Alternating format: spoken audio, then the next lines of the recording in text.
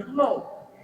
O grande milagre que demonstra realmente que essa pessoa é chamada por Deus é transformar a vida dessa pessoa. Por isso é que você vê mesmo lá no trono de Deus a diferença. Nem todos são arcanjos. Muito bem afirmar para nós. Aquela pessoa não é chamada por Deus, é Ele próprio Deus, através do Santo Espírito. Nem sobra que esta pessoa e o pregador vai estar demonstrar diante de todos. Mais tempo aos pés de Deus, o que há em ti não é necessário o pastor vir aqui para entender que você tem. O pai vai ouvir, nem toda coisa que o pai vai ouvir vai testemunhar para os seus filhos.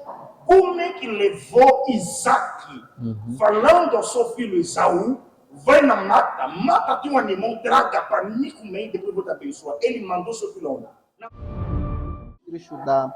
Temos quantos dons? Temos 5.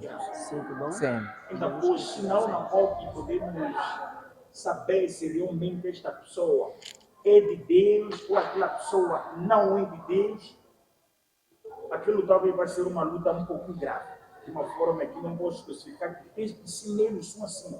Porque, por fim de tudo, se você vai notar na Bíblia, em livro de Êxodo, Moisés foi uma das pessoas que era muito irritado, e se irritava muito. Mas com tanta ira que ele tinha, um nervosismo que também recebia por caminho, etc. Poderia talvez afirmar que essa pessoa não é de Deus. Se nós entrarmos uma vez, Elias, quando foi chamado, quando ele foi fazer a missão da chamada de Eliseu, fez a mesma coisa. Não demonstrou carinho do que um pai realmente veio falar com o filho porque Deus te escolheu. Ele fez um ato que não demonstrava que essa pessoa que estou a chamar realmente foi chamada por Deus. Se nós começarmos a olhar essa autenticação de dizer que essa pessoa realmente é de Deus, essa não é de Deus, talvez possa ter falha. A pessoa que pode muito bem afirmar para nós, aquela pessoa não é chamada por Deus, é Ele próprio Deus, através do Santo Espírito, nem sobra que esta pessoa e o pregador vai estar demonstrar diante de todos. Porque o maior serviço que nós podemos fazer, o maior serviço que é de ministério que nós façamos, que os pastores fazem, que os líderes fazem, não é simplesmente demonstrado quando alguém recebe milagre de ter filhos. Não é simplesmente demonstrado quando alguém recebe milagre de receber o visto, recebe milagre de casamento. Não. O grande milagre que demonstra realmente que essa pessoa é chamada por Deus é transformar a vida das pessoas. Alguém que era uma prostituta sendo transformado de alguém especial na sociedade. Imagina, Jesus quando entrou numa das cidades, se encontrou com uma mulher que era cananeia. E o Senhor começou a falar com esta mulher. A conversa que os dois tiveram foi uma conversa um pouco dura, mas por fim, é que eu vou me basear. Depois dele ouvir o que ele ouviu ao Senhor Jesus, que tinha a ver com a sua própria vida pessoal, a própria pessoa se tornou pregadora dentro da sua cidade. Quer dizer que, se eu vou perceber que realmente esta pessoa não é talvez uma certeza só única, talvez tem muita maneira. A primeira talvez é a própria pessoa que está diante de um servo de Deus, é orar para Deus saber se realmente esta pessoa é chamada por Deus ou não é chamada por Deus. Talvez a segunda coisa que eu posso talvez dizer é esta pessoa tem que saber que tem que ver a mudança que esta mensagem ou esta pessoa, esse mensageiro de Deus traz para o mundo. Na batalha antigamente havia alguém sempre que trazia a mensagem ao povo. Ele vai na batalha e vai trazer a mensagem. A mensagem que ele vai trazer, a mudança que vai entrar na cidade, demonstra o impacto da mensagem que ele trouxe. Se a mensagem que eu estou a trazer nessa não está a transformar as pessoas do mal para o bem, quer dizer que isso demonstra que realmente não sou. Por fim de tudo, talvez podemos dizer, dentro da congregação, dentro de uma igreja, todo mundo é santo. Sabemos a transformação das pessoas não somente dentro da igreja, mas fora da igreja. Ok, muito obrigado. Bom, poderá dar um subsídio no que... Sim, tem podes dar. Quando o líder estava a falar, veio-me algumas coisas na mente. O líder tocou 2 pontos inteiros. O telespectador deve saber uma coisa. No tempo que nós estamos, desde o tempo de Jesus, no tempo que nós estamos, querendo ou não, eu, dando um subsídio no que o nosso líder acabou de falar, um dos sinais para notar não no teu ministério, mas um dos sinais para ver alguém com uma chamada autêntica vindo da parte do céu, não importa teu ministério, é manifestação do poder do Espírito Santo.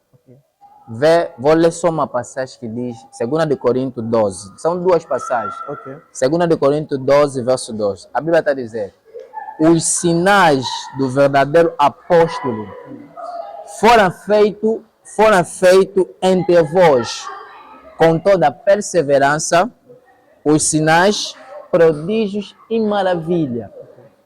Apóstolo Paulo é que estava a mostrar os sinais do apostolado, de que eu, no meu ministério, foi feito com toda a perseverança. Vocês viram milagre, viram coxa andar, viram uma manifestação do poder, maravilha. E ele veio falar mais uma coisa em Romanos 15, verso 18 a 19, onde o líder falou sobre a mensagem. Quer dizer, se você notar que a manifestação do poder, existe pessoa que está me ouvindo, eu posso pregar, não vai estar convencido. Ok. E para nós continuar neste ponto aqui, disseste que o versículo que acabaste de nos dar, Romanos, não? Romanos 15, 18 a 19 e 2 de Coríntios 12. Aí a Bíblia está a dizer, eis que verão os sinais do meu apostolado. Do meu apostolado, que vão acompanhar todos que são, traduzindo diretamente, a todos que me servem. A questão é, será que o ministério em si tem sinais? Ou a pessoa tem que ir atrás dos sinais por intermédio das concentrações de orações ou da palavra? Não, o ministério em si tem sinais. Traz sinais. Tem sinais. Por quê? Por isso é que Jesus disse, alguns serão profetas, apóstolos, doutores, evangelistas. Quando Jesus está a falar, é em relação aos sinais manifestando ao percurso da caminhada com Cristo, da sua missão. Porque nem todos vão ser profetas, nem todos vão ser evangelistas, nem todos vão ser doutores. Da mesma forma que está sentado aqui, os sinais dos meus ministérios que vão manifestar não serão do teu, do líder Andy, serão diferentes. Por isso, podemos sentar aqui, podes ver, talvez pode ser doutor, pode ser apóstolo, eu posso ser profeta, mas estamos a servir um único Deus. Mas só que como eu disse, tem sinais, como nós não estamos falando, tem sinais que diferenciam. Você próprio vai notar, não, esse aqui é um profeta, esse é um doutor, não, esse é um pastor, não, esse é um apóstolo. Agora, quando se fala da autenticidade, para nós ver deste ministério, começa na manifestação do poder. Porque a Satanás não tem que ir com poder. Por isso a Bíblia está a dizer, o reino de Deus não consiste só em palavras, em demonstração também de quê? De poder. Hoje existe falso. Se você pegar um telefone falso e original, há sinais que mostram que esse é falso, e esse é original. Exatamente. E indo nesta questão, existem igrejas que são muitos servos, são consagrados. Você vai ver que pastor, você vai ver que a igreja é abençoada em 5 ministérios. E só que você veja que outro servo de Deus, ministro de Deus, pastor, as suas obras só aparecem mais quando está a pregar.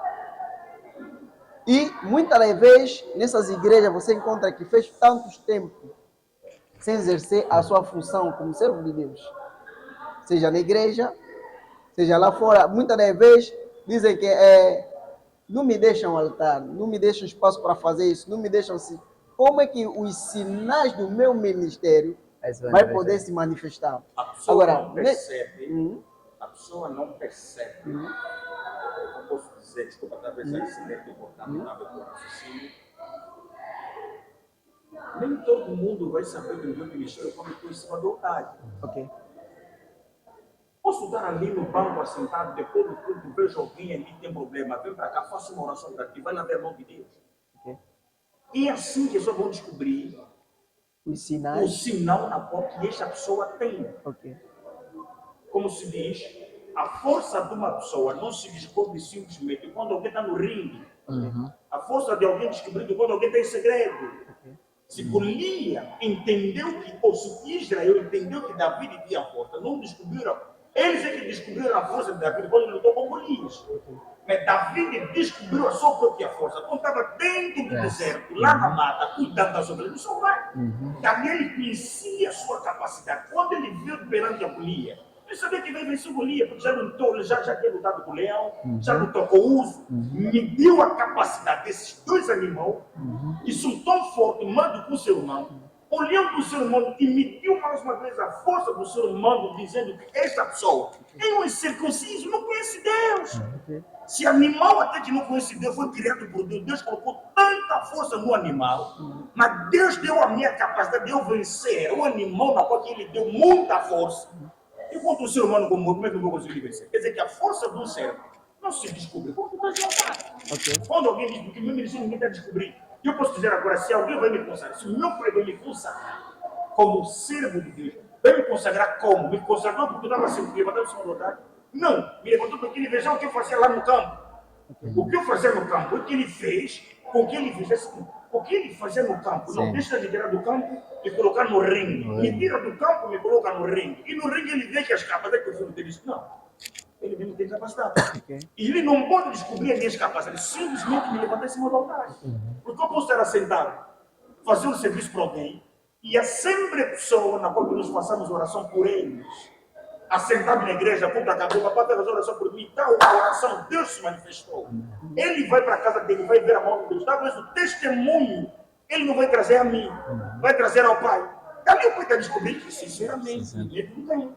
Hoje ele vai receber aquilo, porque nem muitos membros da igreja trazem a nós os testemunhos do que Deus faz por ele através de nós. Eles levam até o pai, porque sabem que na casa há sempre um líder e há sempre os filhos. Se o filho fez esse tipo de coisa, então vai. E o pai vai ouvir, nem toda coisa que o pai vai ouvir vai testemunhar para os seus filhos. Como é que levou Isaac, falando ao seu filho Esaú, vai na mata tem um animal, traga para mim comer e depois vou te abençoar. Ele mandou seu filho na mata, porque ele sabia a capacidade do filho. Se ele entrar na mata, não sai dali sem matar o animal. Mas ele sabia a capacidade do seu filho. E soubendo essa capacidade de dar-lhe toda a liberdade de saber que esse é meu filho e ele é o servo de Deus. E você não está vendo aqui, você não está, a Rebeca sabia que Deus já tinha escolhido Jacó, já tinha rejeitado Esaú. Toda aquela palavra que ele já tinha ouvido, ouviu e guardou. Não falou para ninguém. Não esperou ver o filho crescer para saber se ele é escolhido. Já desde o ventre da sua mãe, Deus já falou, eu já escolhi este. Mas eu neguei de trabalhar com este, eu aceitei trabalhar com este. E a mãe sabia aquilo e guardou aquilo. Quer dizer que há certas coisas que nós façamos na igreja, as pessoas poderem saber que eu sou servo, que eu tenho uma chamada de Deus. Eu lembro, não é só mesmo no altar, eu posso andar na rua, posso fazer dentro do meu quintal oração para alguém, pode ser alguém talvez no hospital. Sabe quantas pessoas que dizem para nós, eu realmente que eu sou servo de Deus? As pessoas que uma única vez que ele te viu na vida, essa única vez que ele te viu, você faça uma oração por ele, vê a mão de Deus, quando ele vai passando anos, ele vai ser um testemunho para ti, dizendo que, Senhor, sabias que uma vez tu fizeste uma oração por mim? Eu confirmo realmente que tu és o servo de Deus. Você vai se perguntar, mas eu disse, Senhor, aonde? O ministério de alguém, ou a capacidade de ministerial de alguém, não se descobre simplesmente quando alguém está no altar, mas quando alguém está em segredo. Porque segredo aqui é que tu vai... Dando só um subsídio no que Lida acabou de dizer, mais algo que me veio. Nós devemos entender algo. E é confusão no céu do que? Do cristianismo. O que vamos entender? Ministério não se dá. Ninguém adquire fazer, não. Ministério se nasce com ele. Nenhum homem debaixo da terra consagra alguém. Porque nós falamos vulgarmente, falamos consagrar, mas nenhum homem debaixo da terra consagra alguém. Prova é que Deus disse a Jeremias, desde a ventre da tua mãe eu te conheci. E eu te estabeleci. Já tinha antes. Um ministério bem específico, E professor. o que acontece? O que acontece? O homem vem confirmar aquilo que Deus já tinha consagrado na eternidade. O que vem? Por isso que nós chamamos ordenação. Vem lhe ordenar. O problema hoje em dia, existe duas coisas. Muitos querem ministério público.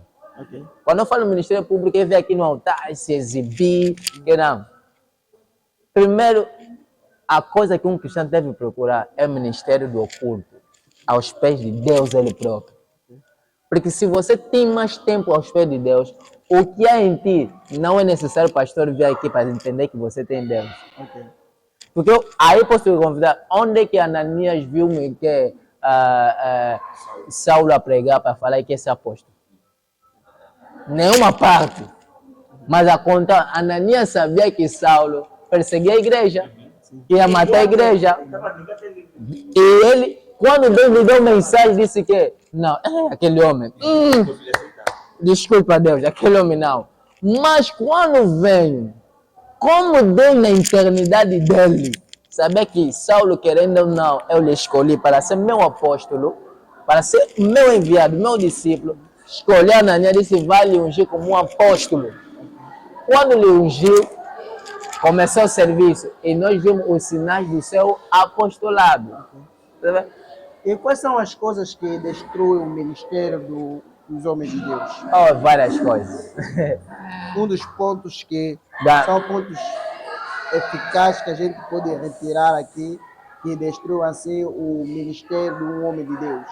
Bom, eu vou falar o que o meu pai na fé me ensinou e o que o meu mentor também, Dr. Donaldo, ensinou para mim. São três coisas capitais. Ok. Primeiro, o orgulho.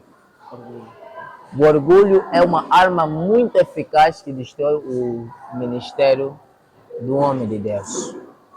Quanto mais orgulhoso o homem de Deus for, menos a glória de Deus vai se manifestar na vida dele. Segundo, a ganância. Porque quanto mais a vontade de dinheiro você querer, vai destruir o teu ministério.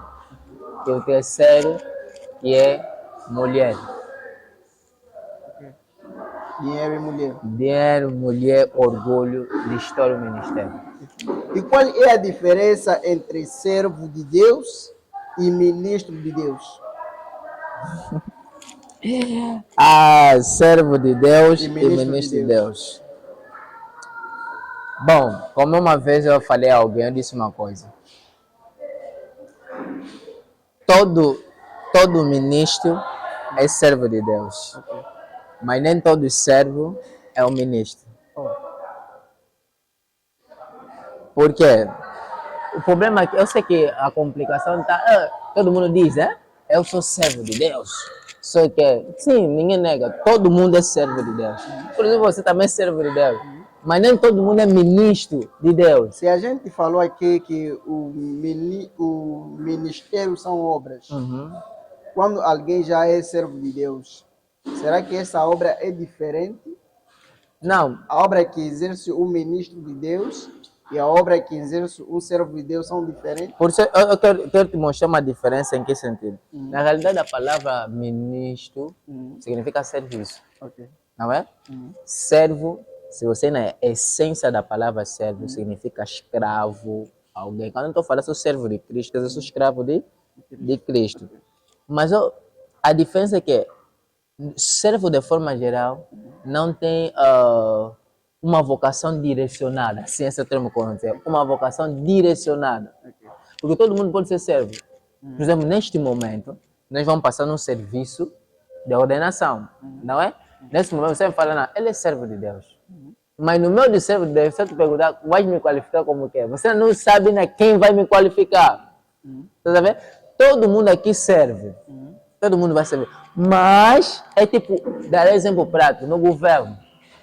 Deputado e ministro do interior trabalham no governo ou não?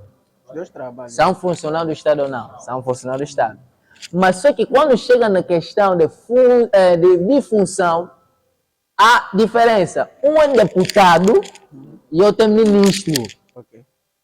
Deputado está lá para defender coisa do povo, falar na Assembleia Nacional. Mas o outro é ministro do interior. Ele só trata assunto que tem a ver com o Ministério do Interior. Ok. Mas todos eles são funcionários. Todos nós estamos dentro da palavra de Deus. Não é? Mas cada um com especificidade. Mas todos servimos Deus, somos servos de Deus. Mas com essa especificidade. Há um que são ministros. Por isso é que você vê mesmo lá no trono de Deus a diferença. Nem todos são arcanjos. Ok. Mas todos são anjos. Ok. Nem todos são arcanjos. Temos o anjo Gabriel, etc, etc. Ok. Muito obrigado. Estamos quase ao fim do nosso programa. Queria lançar uma questão ao nosso pregador Andy. A questão é: quais são as causas de uma renúncia dentro do ministério? Será que no ministério tem coisas que pode fazer alguém renunciar ao seu apelo? Renunciar ao apelo. Renunciar ao apelo. Negar o seu chamado? Isso eu volto novamente no que é o que talvez falamos no meio das perguntas que perguntavam.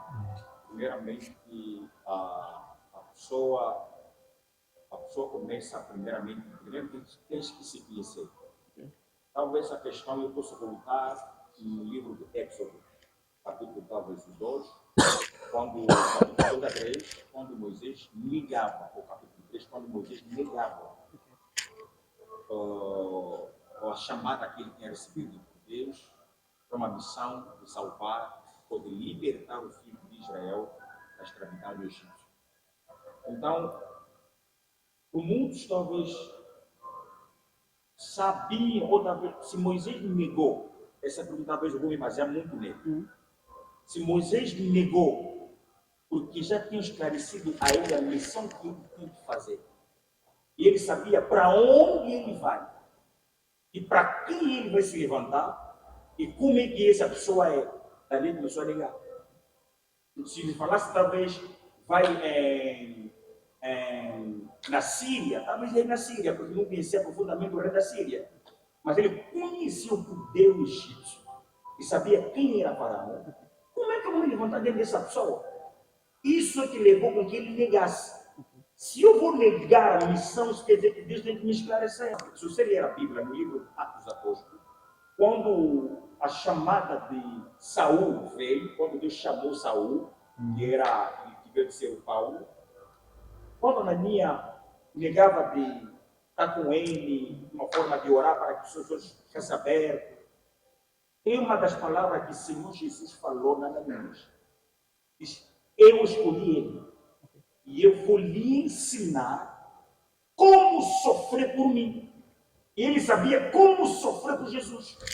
Se você notar, antes dele ser prendido, havia um profeta Agabus, que entrou numa das casas do servo de Deus e tomou o cinto, fez a linguagem profética, e quando falaram que esse cinto pertencia a Paulo, e falaram Paulo para não descer Jerusalém, porque se ele descer Jerusalém vai ser prendido. Por que ele não negou? Porque ele sabia que ele foi ensinado de quê? De sofrer por Jesus. Isso é uma linguagem que já era dita já no princípio. Se ele talvez não sabia daquilo, se Ananias simplesmente que sabia dessa frase, mas a linguagem dessa frase ou dessa palavra de Deus se cumpriu na sua vida, continua quando ele assim andava como apóstolo. Quer dizer que se eu vou dizer que vou negar, eu tenho que saber de porquê. Porque dentro da chamada há sempre a vantagem. É isso que fez com que os apóstolos, antes de ser os apóstolos, quando eram simplesmente discípulos, no fim, foram discípulos até o fim, onde eram ainda discípulos sem serem apóstolos, onde ele atendia do Jesus. Deixamos tudo e estamos a sua atrás. O que nos iríamos receber? Quando alguém vem descobrir a vantagem, alguém vai. Quando alguém vai descobrir que não há vantagem, alguém nega. Se alguém conhece a vantagem, vai para a vantagem. E a primeira vantagem que nós já falamos no princípio é a salvação da minha alma. Quando eu sei que a missão é para a salvação da minha alma, não posso negar. Talvez alguém vai negar por saber que não tem capacidade, porque a pessoa que ele chama, ele sabe o seu ponto fraco e o seu ponto forte. Ele sabe como programar alguma coisa em ti para uma missão específica.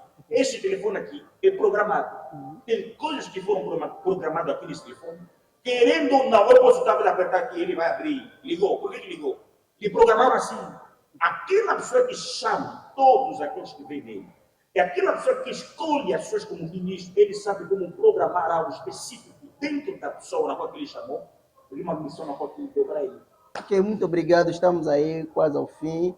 Eu acho que essa aqui será a minha última questão sobre o apelo no ministério.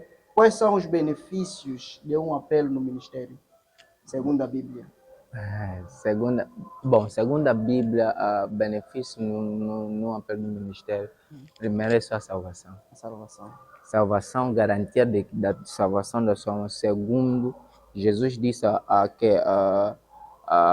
Pedro, procurar primeiro o reino do céu e tudo aqui, o resto aqui na terra será dado. Então, alguém quando entra no ministério, tem que ter em mente da alma dele, será salvo. Também tem que ter em mente toda a riqueza que tem na terra, Deus pode lhe dar. Ok. Então, para nós terminar, irmão Andi, para todos os amados que ainda não entenderam que foram chamados por Deus para ser salvo e para o servir, quais são as suas últimas palavras de consideração? Eu direi o seguinte para todos os amados de Deus,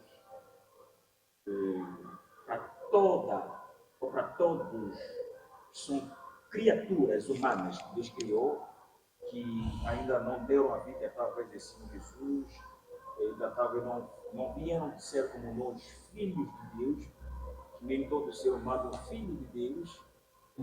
Ser filho de Deus tem que conhecer a Ele, vir a Ele como filho dele. Há alguns que ainda são criaturas de Deus. Ali eu direi que quando Deus vai chamar, ou quando Deus chama todos nós, ou quando Deus chama, ou quando assim, como posso dizer, Deus está a chamar alguém que está a nos assistir agora, tem maneira na qual tu podes descobrir que Deus está te chamando. Como já tínhamos falado também nas horas passadas, nesta mesma entrevista, as pessoas que foram chamadas dentro do hospital, as pessoas que foram chamadas à sua caminhada de todos os dias, e há pessoas que foram chamadas devido a algumas certas realidades que vai viver dentro das suas próprias famílias. O Senhor vai dizer que se Deus me chamou, eu vou trabalhar, fazer o meu trabalho de procurar, não vais procurar. Só que haverá uma mudança na sua consciência, a mudança na sua mentalidade, a mudança dos seus desejos e a mudança para a sua caminhada. Para descobrir isso, tu tens que ser alguém que sabe discernir o tempo no qual você se encontra e discernir as coisas que são desta natureza. Porque Deus pode falar dentro desta natureza. Você pode ver, talvez, todos os dias da sua casa, há sempre gatos em cima da sua casa, fazendo lutas em cima do seu teto. Todos os dias. Talvez Deus quer que você possa se levantar e começar a orar. Talvez nas orações tu vai saber, se eu começar a orar, expulsar espírito, eles vão. Talvez um dos dias tu vais tentar fazer aquilo. Você vai sentir que os gatos saíram do seu teto. Um dia ou depois daquele dia, se você não fazer a oração, vai sentir que os gatos estão em cima do seu teto. Quando fazer a oração de novo, os gatos vão fugir. Daí tu vai saber, não, Deus está me chamando. Que eu tenho que me entregar a Ele e me entregar nesta vida. Talvez assim, pela natureza, tu podes saber a chamada de Deus para si. E aqui o nosso amado Júnior, qual é a mensagem que tu deixa a todos os telespectadores que estão a passar por dificuldade, que estão dentro do ministério, mesmo as dificuldades? Quais são as palavras fortes que você pode lhes deixar a partir de casa? As palavras fortes que eu posso dizer, caro telespectador, entenda algo, o ministério nunca vai ser fácil. Vão te ofender, vão te criticar, vão te acusar, mas aquele que te chamou te conhece melhor do que todo mundo. Persiste, porque se Jesus sofreu, é lógico que nós também vamos sofrer aqui enquanto estiver na terra. Não desista no ministério porque estás a faltar em algo no momento. O imediatismo faz com que muita gente entre na miscaria, entra em casas, simplesmente porque tem honra diante das pessoas. Saiba, aquele que te chamou te conhece e sabe aonde está te levar. E para você que ainda não recebeu Cristo, e para você que ainda não tem Jesus, eu te convido. A quem está me ouvindo aqui está a passar momentos difíceis, circunstâncias que talvez que eles sentem não conseguem entender. Dá a tua vida a Jesus e Ele te dará a solução do teu coração. E o tempo passa, tudo vai passar, mas a palavra de Deus não vai passar. O momento é esse de nós entregar nossa vida em Cristo e que Jesus abençoe todo mundo. A minha oração para aquele que está me ouvindo, se estás doente, que Deus te dá cura. Se estás em dificuldade, que o Senhor dá solução em todas as dificuldades. Mas não esqueça, Jesus é o soberano. Só Ele merece a honra e a glória. Ok, e as suas saudações em casa para Bom, quem? a minha saudação vai para o meu pai espiritual, meu pai na fé, o Dr. Hipólito Ndeka, e também vai ao Dr. Donaldo, meu professor, e a todos que me amam, a minha mãe biológica, meus irmãos todos, que Deus abençoe e mando saudações para todos eles. E aqui o nosso pregador André, as suas saudações. Já saúdo a todos que amados, filhos de Deus, cristão e não cristão, saúde no Senhor do Senhor Jesus. Eu dou mais uma vez as minhas saudações ao meu pai espiritual, reverendo Dr. Paulo de Cá. E saúde novamente a minha família, minha mãe Tasha, e saúde novamente a minha mulher, Dosmel, e saúde meus filhos, Andy, Sandy e Randy. Deus esteja com todos nós, para todos aqueles que nos acompanharam, Deus esteja com vocês, Deus possa abençoar. Ok, muito obrigado. A gente está no fim do nosso programa e a gente fala em Teo Parole, Teo Palavra, que tem um significado muito curto, a palavra de Deus. É assim que foi o nosso programa no dia de hoje, para transmitir até assim uma mensagem muito importante sobre o chamado de Deus. Quando Deus chama, é preciso que a gente possa ouvir. E este chamado não tem erro, Deus nunca enganou ninguém. Era essa que é a mensagem que a gente queria transmitir para nós. Quando Deus te chama, saiba se encaixar naquilo que Ele te chamou, porque é de lá onde haverá a sua bênção. Deixa que Deus do céu possa nos abençoar em todas as partes do mundo que a gente nos encontramos.